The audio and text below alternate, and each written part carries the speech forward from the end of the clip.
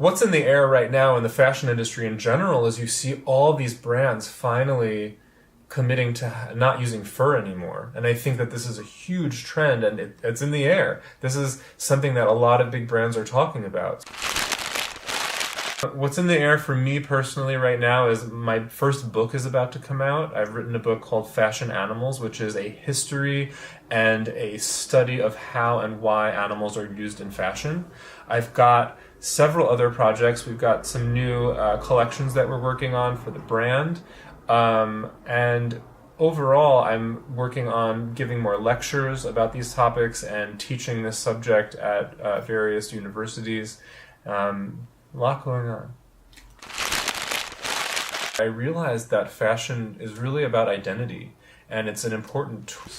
If fashion is about identity and the way that we dress is supposed to reflect who we are, shouldn't the way things are made be part of that equation, not just how they look? I got into fashion just because I wanted to make things that I personally wanted that didn't exist.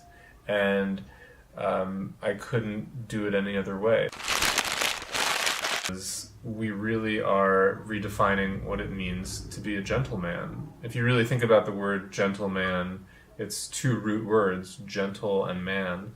And most people don't associate gentleness with masculinity. They often associate being brutal with being masculine. But if we're going to be gentle to the environment and gentle to animals and gentle to people who are making fashion, that requires strength and courage and bravery. Politics are in the air as well. Working on legislation is something that's important to me, especially around fashion. Fashion is not taken seriously from a legislative standpoint. Fashion is often seen as something that is frivolous and silly and just about vanity and surface.